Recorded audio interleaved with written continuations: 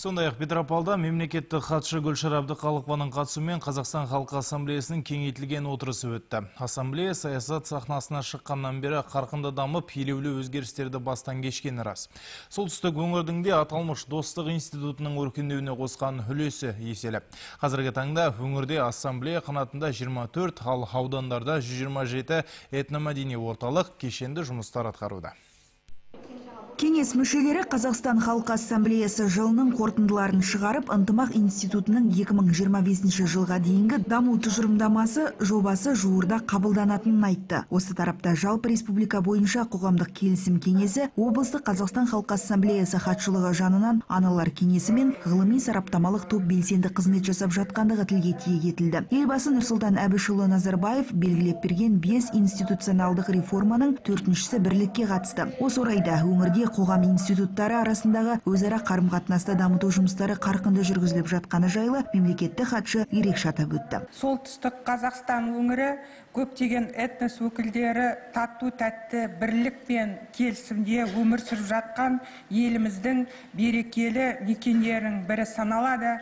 Аймақта экономикалық, әлеуметтік игілікті істердің жүзеге асырылуына халықтың ынтымағы ерекше ықпал етуде. Елімізде Қазақстан Халқы Ассамблеясының бастамасымен жалпыұлттық қайырымдылық керуені шарасы өтеді. Сондай-ақ барлық қайырымдылық ұйымдар бас қосатын съезде ұйымдастырылмақ. Гүлшара Әбдіқалықова президент жанындағы қоғамдық келісім мекемесі негізінде ассамблеяның медиация орталығы құрылатынын жеткізді. Ал өңірлердегі достық үйлерінде бітімгерлер мектеп ашылып, дау жанжалдарды сотқа жеткізбестен шешуге көмектесетін қоғамдық қабылдаулар ұйымдастырылады. Мұндай ұйымдар қазірдің өзінде тиімділігін дәлелдеп отыр. Бұдан бөлек ассамблея жылын қорытындылауға 2 айдай уақыт қалды. Бұл жыл жемісті болды дейді жиында сөз алған Қазақстан Халқы Ассамблеясы төрағасының орынбасары Ералы Тоғжанов. Енді алдағы үлкен бірлік пен достық форумын ойдағыдай өткізсек болғаны. Бірақ мұнымен шектелетін біз емес. Алдағы уақытта ассамблея жұмысы бұдан әрі қарқын алмақ.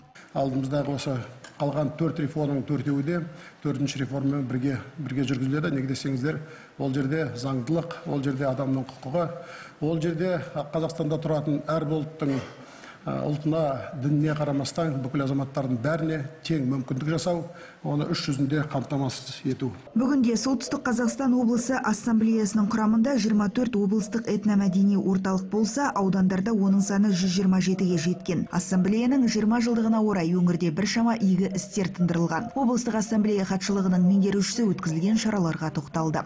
Северо-Казахстанская ассамблея народа Казахстана. Солтүстік Қазақстан облысы ассамблеясы республикалық 20 игі атты шараға белсенді түрде қатысты. Оның басты символы тайқазан болатын. Сол тайқазан біздің өңірде әжептәуір егістерге толды. Ол соғыс ардагерлері мен тыл еңбеккерлеріне, еңбек ардагерлеріне, мүмкіндік шектеулі жандар мен балалар үйі тәрбиеленушілеріне арналған қайырымдылық шаралар. 25 елді мекенде 40-тан астам шаралар ұйымдастырылды. Оған 10 мыңнан астам адам қатысты. Қазақстанда 140-қа жуық ұлт өкілдері тату-тәтті өмір сүреді. Бірлікті бағалауды, татулықты ұлықтауды біздің ел ә дегеннен біледі. Қазақ қонақжайлылығы мен бауырмалдығын қиын қыстау сәттерде де көрсете білді. Өткен ғасырда ұлан байтақ даламызға көшірілген өзге ұлттың өкілдерін шет қақпайлаған жоқ. Бірден бауырына басты. Үйсіз күйсіздерін қамқорлығын алып барымен бөлісті. Сондықтан сыйға сый, сыраға бал демекші, Қазақстанда мекен ететін әр ұлт өкілі мемлекетіміздің одан әрі дамып гүлденуіне өз үлесін аямай қосуы шарт дейді Рашид Надиров. Біздің елбасымыз айтты ғой, біздің мемлекетіміздің қауіпсіздігі әрбір этностың қауіпсіздігі деп бар.